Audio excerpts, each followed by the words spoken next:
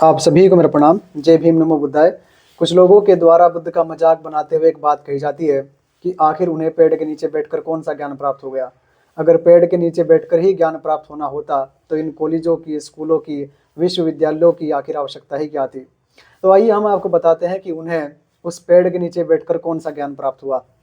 बुद्ध कहते हैं धम्मपद में, यस जीतंग नवजयति जितमस नो याति कोचि लोके तंग बुद्धंग अनंत गोचरंग पदं केन पदेन नेसत। अर्थात जिसका जीता हुआ बेजीता नहीं किया जा सकता, जिसकी विजय को पराजय में नहीं बदला जा सकता, जिसके जीते हुए राग, द्वेष, मोह आदि पुनः संसार में लौट कर नहीं आते, अर्थात पुनः उसे नहीं बांधते, उस अनंत को जानने वाले अपद बुद्ध को किस उपाय से मोहित कर सकोगे।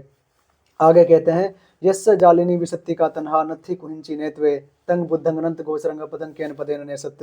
अर्थात जिसकी जाल फैलाने वाली विष रूपी तृष्णा ने फैलना बंद कर दिया है, अर्थात जिसकी तृष्णा अब समाप्त हो गई है, उस अनंत को जानने वाले अपद बुद्ध को किस उपाय से मोहित कर सकोगे, किस प्रकार से उसे बंधन में डाल सकोगे।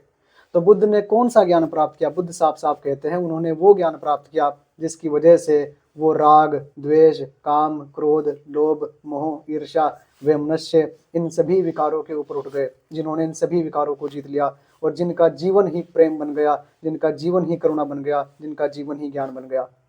आपके कॉलेजों में, आपके विश्वविद्यालयों में, आपके स्कूलों में आपकी जो शिक्षा व्यवस्था है वो आपको इस तरीके की चीज़ें नहीं सिखा रही है।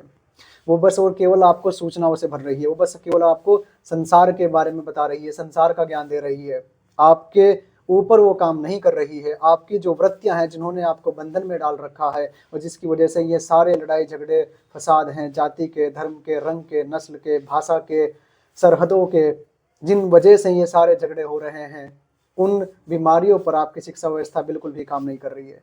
तो बुद्ध ने वो ज्ञान प्राप्त किया जिसकी वजह से उन्होंने इन सारी बुराइयों पर विजय प्राप्त कर ली। तो मैं उम्मीद करता हूँ कि ये वीडियो आपको अच्छी लगी होगी और जिन्हें जवाब चाहिए था उन्हें जवाब भी मिल गया होगा। अगर आपको हमारा ये प्रयास अच्छा लगे तो हमारे साथ इस यात्रा में ज़रूर शामिल होइएगा। जय भीम, नमो बुद्धाय।